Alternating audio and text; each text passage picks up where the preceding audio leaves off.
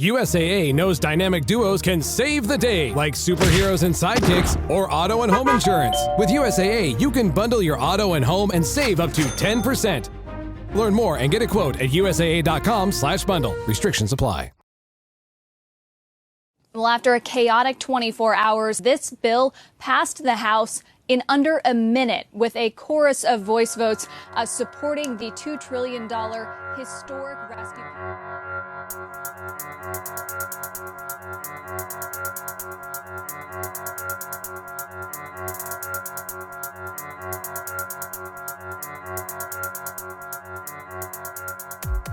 It is Friday, March 27th, 2020, and the United States Congress has just passed the largest stimulus bill in its history. It keeps being reported as a quote-unquote $2 trillion stimulus bill, which sounds like a lot of money, but a fairly meaningless amount will go to taxpayers. The big winners here are corporations and big industry. Oil execs have got to be clicking their damn heels right now. We're going to explain why in this episode. In Season 3, we traced the creation of Big Oil's big propaganda machine, and now we have a perfect example of why they spent so much effort and money and years building it. Only an industry that has convinced both political leaders and the public that it is an essential part of the economy, national security, and really what it means to be American could get away with what Big Oil is doing right now. Welcome back to Drilled. I'm Amy Westervelt.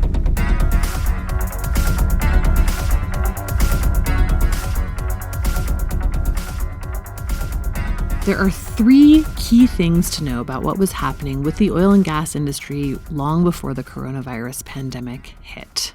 First, shale gas companies, also known as fracking companies, had racked up tens of billions of dollars of debt. And those loans are all coming due soon, somewhere between 2020 and 2027.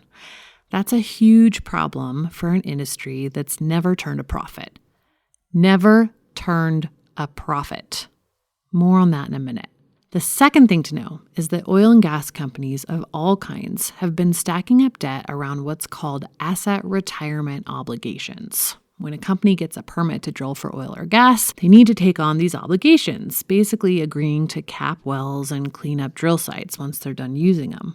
But no one's enforcing this. It's really easy for companies to say, you know what, we're not sure we're done with that well. We might come back to it if the price of oil increases, so it's not technically retired. They've all been doing this with thousands of wells for years, so at this point they've stacked up billions of dollars worth of cleanup costs on their ledgers. And third, prices in the industry have been going down since about 2016. That's because demand has been decreasing. So despite all those things the oil industry tells us about how they're just fulfilling a demand, not so. The industry's entire business model is built around the idea of $100 a barrel oil. The price has been between $50 and $70 since about 2016. And then this recent price war hit, which we're going to talk about in a minute. Now it's all the way down at about $25. All of this stuff was causing real financial trouble for the industry before the coronavirus pandemic sent demand shooting downward. That decreased demand has exacerbated all of this, of course. But the idea that they need a bailout because of coronavirus is bullshit.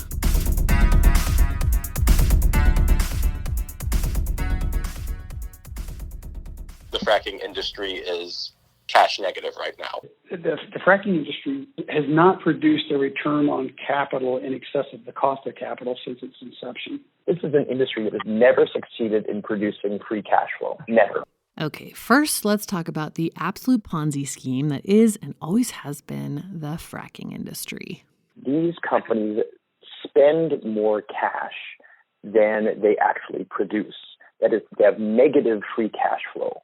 That's Clark Williams-Derry. He's an energy finance analyst with the Institute for Energy Economics and Financial Analysis, who's spent 20 years researching energy finance. In an early stage business, like an internet startup, for example, spending more money than you make is pretty common. It's not that weird. But it usually doesn't last for more than 10 years. And that's what's happened in the fracking industry. This is an industry that has never succeeded in producing free cash flow. Never. Individual companies may produce it from time to time. There are a few companies that are sort of standouts. They produce modest free cash flows. But for the most part, the fracking sector is unable to produce cash. So on its surface, it makes no financial sense to bail out the fracking industry. Why prop up an industry that's never turned a profit and that creates an endless amount of costly environmental problems from pipeline leaks to climate change? Because it's not just about the economics. Economics aren't going to keep fossil fuels in the ground. Only politics can do that. This is Lucas Ross, a senior policy analyst with Friends of the Earth. It is very dangerous for climate activists to assume that just because the fossil fuel industry is financially hurting, it is in the process of dying. It badly misunderstands the political realities that have kept this industry afloat for the last century. If you want to better understand those realities, go back and listen to Season 3. But there's an important bit of recent politics to understand in the context of what's happening today, too. Greg Rogers, a legal and accounting expert who's been researching environmental liabilities in the fossil fuel sector for about 20 years, is going to walk us through that price war I mentioned earlier. You might have heard it mentioned in the news lately, the Russia-Saudi oil price war. Okay, so what I think is behind the price war is that the U.S. is stealing market share from the Saudis and the Russians in the form of tight shale oil, or tight oil, as they call it.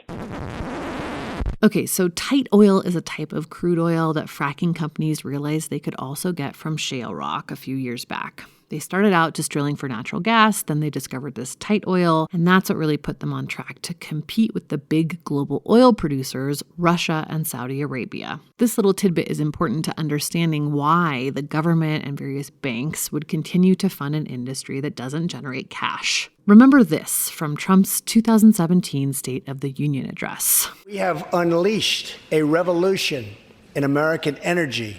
The United States is now the #1 producer of oil and natural gas anywhere in the world. He's made similar statements in every State of the Union since. There are political reasons for continuing to produce oil and gas, even when there's a glut and the prices are low and the economics just don't work. Here's Greg Rogers again. The U.S. has gone from being a large importer of oil, largely from Saudi Arabia, to being the #1 producer of oil and gas in the world and actually exporting oil to foreign markets. So we're a competitor. And there's a climate change wrinkle here too. Basically, no one wants to be the guy left holding a bunch of valueless oil barrels when the music stops. I think they would say that if climate change and the energy transition means that oil is to be left in the ground, it's not going to be our oil that goes unburned.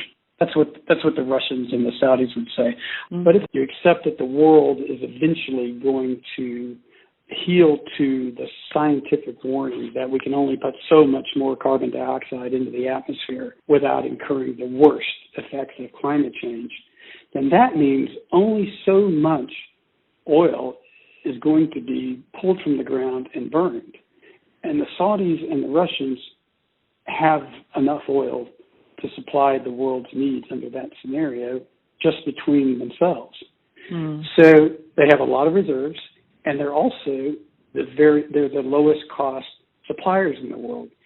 So if you start to think that there's only so much more oil that's going to be burned, and logically the lowest cost suppliers should be the ones that provide the oil that the world is going to consume, it would be Russia and Saudi Arabia. So why would they want the Americans essentially taking, their market share? Which brings us to the coronavirus and the price war. As soon as the virus started making headlines, Russia began pushing back on OPEC's production limits. OPEC brings the 13 oil-producing countries together to set production and pricing, which creates stability in the world oil market. On March 6th, Russia pulled out of OPEC's production agreement, prompting Saudi Arabia to set super low prices on its oil. Russia countered by upping its production even more, and between that and the pandemic driving demand down, oil prices took an epic fall. They're now under $25 a barrel, which isn't great for Saudi Arabia or Russia, but their production costs are way, way lower than the U.S. For American oil and gas companies, these prices are catastrophic. So now all of a sudden, politicians can say, we're not bailing out a failing industry. We're saving American companies from attacks from the Russians and the Saudis. I would imagine that there would be a lot of political pressure and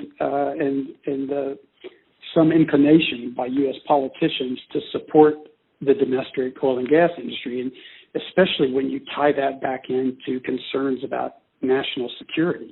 So I think the proposition that the Saudis and the Russians are going to provide the oil energy needed by the world as we phase out this industry is not very appealing to U.S. politicians. And so, again, reason to bail out the industry.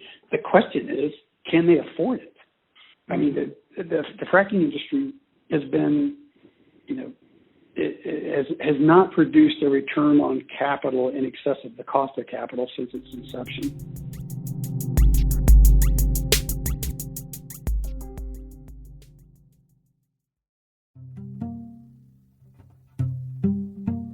Hey, Drilled listeners, Amy here to recommend another climate podcast. If you have ever wondered exactly where your water comes from, what it means to actually break up with fossil fuels, or what the year 2100 could even look like, check out the Climate Dispatch from the folks at the Sierra Club Angeles chapter in collaboration with Stranded Astronaut Productions. The show is brand new. It launched in April, just in time for Earth Day, and it answers all those questions and more. The Climate Dispatch explores both global and local stories of the climate crisis through the lens of Southern California. On the show, host Taya Jeanette brings together a variety of guests and experts in conversation to share their climate wins and break down their fears and collective hopes for the future. Some featured guests include Time 100 Next recipient and climate activist Naleli Kobo, Troy Stevens, creative manager of Grist Magazine's Imagine 2200 Climate Fiction Contest, Aru Shaini Ajay, executive director of the Sunrise Movement, and Allison Chin, president of the Sierra Club Board of Directors. Each episode will also feature a local LA-based band or musician to play out the show. Check out the Climate Dispatch at sc.org/climate dispatch or wherever you listen to podcasts.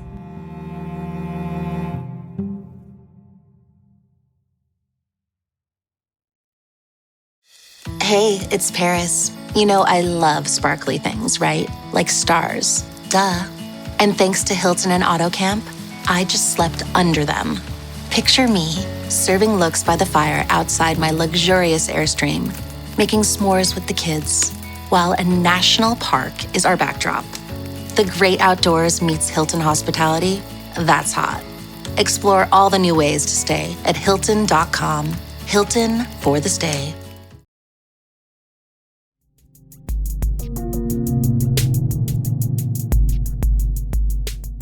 Okay, that brings us to this other big issue I mentioned up top, asset retirement obligations. So asset retirement obligations, or AROs, are an accountant's term for legal obligations associated with the retirement of a long-lived asset. So we're talking about tangible assets.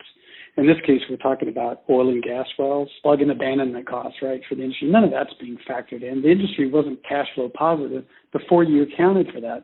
There's probably been, I could probably count the plugged horizontal fracking wells on my fingers and toes in the United States since the industry started.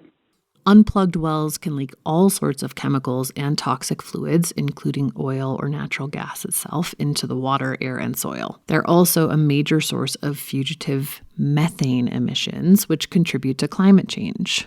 The industry has been shirking its duties on this front for years, creating a massive financial and environmental disaster waiting to happen. Specifically for oil and gas wells. Every state and the federal government requires that in order to get a permit to drill an oil and gas well, that the operator has to commit to properly decommissioning that well at the end of its useful life. So at the point where the well is no longer economic to operate. If companies did this pretty soon after they stopped using a well, it wouldn't be that costly. Sort of back of the envelope estimate of the cost to decommission and these assets would be roughly 5 to 6% of the cost to create them. But they don't do it right away. They put it off, sometimes for decades. The problem is, and why the numbers get so big, is because oil companies, to the greatest extent they can, want to defer those costs.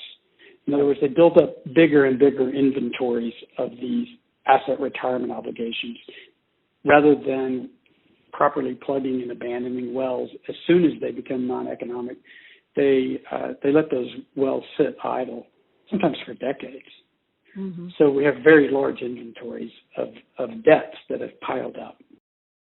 Where is the money going to come from to clean up after the oil and gas party is over?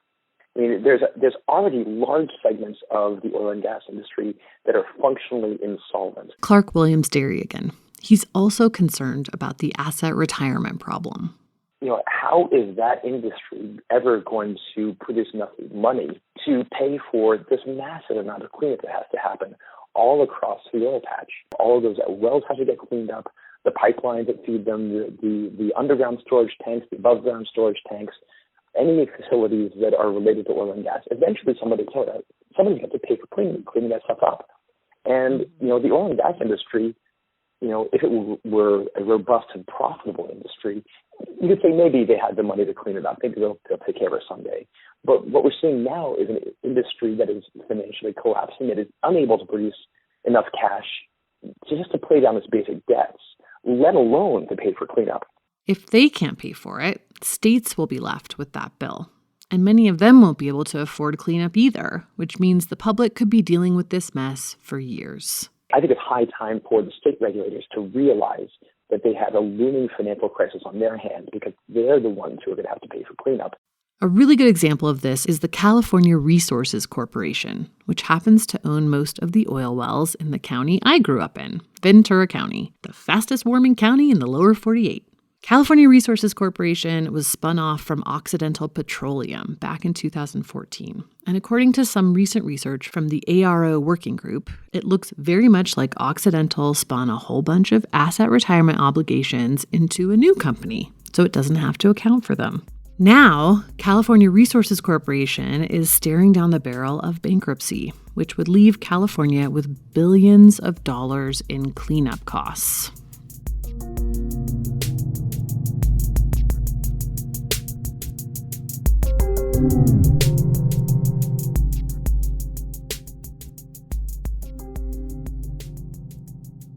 The stimulus announced today doesn't earmark anything specifically for the oil and gas industry, but it kind of doesn't have to.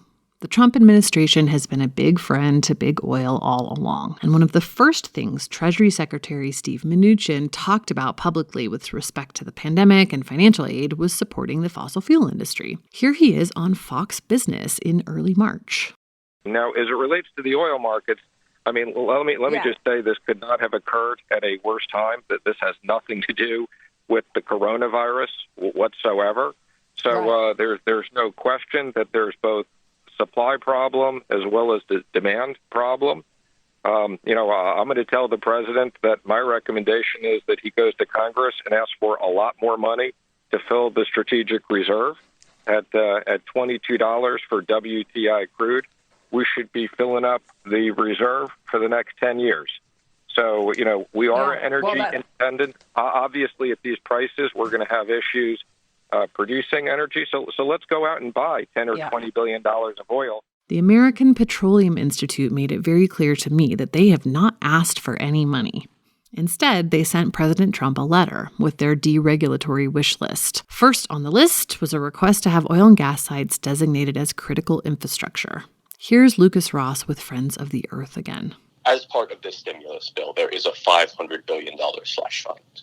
But within that slush fund, you actually have 4 separate buckets. $25 billion in lending support for commercial airlines, $4 billion in lending support for aviation cargo carriers. And then you've got $17 billion for industries deemed essential to national security. Now, if you know what that means, you're smarter than I am. It is totally unclear what an industry essential to national security is. There is a broad understanding that this is likely a carve-out for Boeing and the aerospace sector. But given how often and how stubbornly the oil and gas industry has insisted it is essential to national security, it would not shock me at all if they tried to get a hold of some of that $17 billion. They'll also have access to the larger pot of money, of course. When you're looking at a $454 billion slush fund, the largest single pot of money associated with the stimulus bill that big oil is going to have clear access to. A lot of these companies were hurting well before the coronavirus started, and a fresh injection of subsidized credit from Trump's pal Steve Mnuchin is probably looking really enticing right now. Most importantly, Secretary Mnuchin will have full discretion over what to do with these funds. The few guardrails that are in place can be waived whenever he wants. The discretion that Steve Mnuchin has in implementing the stimulus is unprecedented. There are 2 main conditions associated with companies receiving aid as part of this slush fund. The first one is a ban on stock buybacks until a year after the loan is satisfied. Mm-hmm. The second one is a requirement to maintain a current workforce, or at least 90% of it, until 1 year after the loan is satisfied. Mm-hmm. So in theory, there are controls in place that would keep a company from taking a loan out from the federal government and then just firing their entire workforce. Right. Or taking the money and just plowing it right back into stock buybacks to boost the price of their shares. At the same time, one of the most frightening things about this stimulus bill is the broad authority it gives to Secretary Mnuchin to waive those provisions. He is free to do so if he determines it is in the interest of the federal government to do so. The only requirement associated with his using that waiver authority is that he has to appear before Congress to explain himself. So conceivably, we could be in a situation where Exxon gets a $50 billion loan and all Steve Mnuchin gets is a bad news cycle. So to recap, the federal government has prioritized helping industry over helping the public. It's given a longtime oil industry ally carte blanche in doling out funds and waiving conditions whenever he feels like it. And the industry has access to close to $500 billion, even though it is financially unstable, will be facing an ongoing price war, and is offloading all of its environmental impacts onto taxpayers. Ah, the free market at work.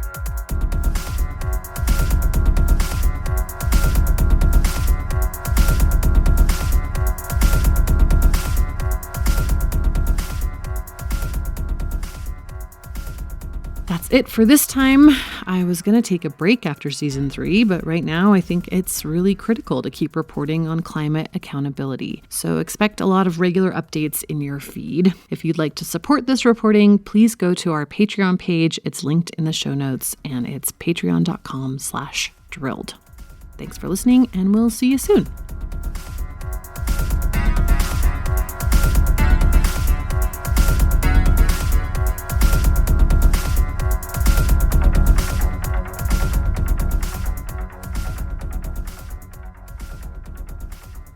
Drilled is produced and distributed by Critical Frequency. The show is reported, written, and produced by me, Amy Westervelt.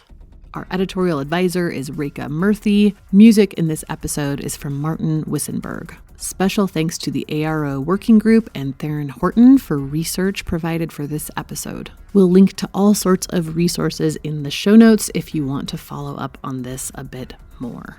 You can find Drilled wherever you get your podcasts, and please remember to leave us a rating or review. It helps us find new listeners. We're also reporting on this issue on our website, drillednews.com, so go there for more. And you can follow us on Twitter @WeAreDrilled.